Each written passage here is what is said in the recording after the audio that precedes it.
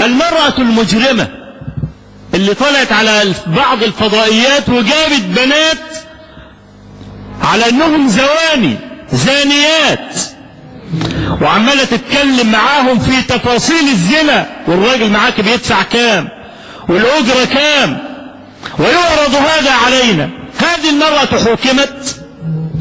لا. تعرف ايه اللي حصل؟ رجل نصراني ملياردير له قناة فضائية، المرأة دي بتاخد في الشهر 40,000 دولار، يعني قرابة ربع مليون جنيه في الشهر. ربع مليون جنيه في الشهر. النصراني ده قال لها تعالي عندي في القناة الفضائية وهديكي 50,000 دولار. أم صاحب القناة اللي هي فيها التي نشرت هذا الفجور اعتبر ده نوع من التعدي عليه، فرفع راتبها ل55,000 دولار.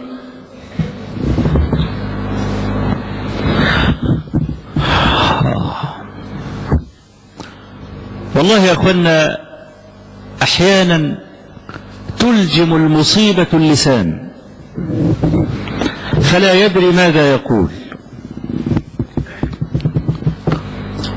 نشر الفجور والعهر، كل ما الإنسان ينشر فجور وعهر يكون في مقابل هذا زيادة مال. يكسرون نفوس الفقراء، يغرون الضعاف بالانحراف. متى يبلغ البنيان يوما تمامه إذا كنت تبنيه وغيرك يهدمه؟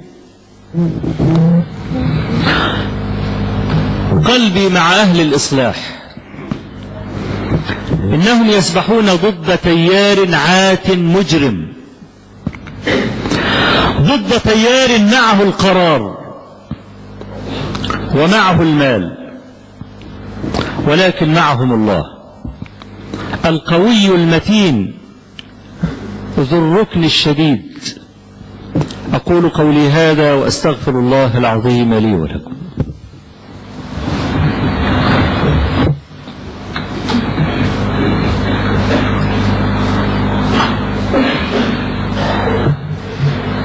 الله الذي خلقكم ثم رزقكم ثم يميتكم ثم يحييكم، هل من شركائكم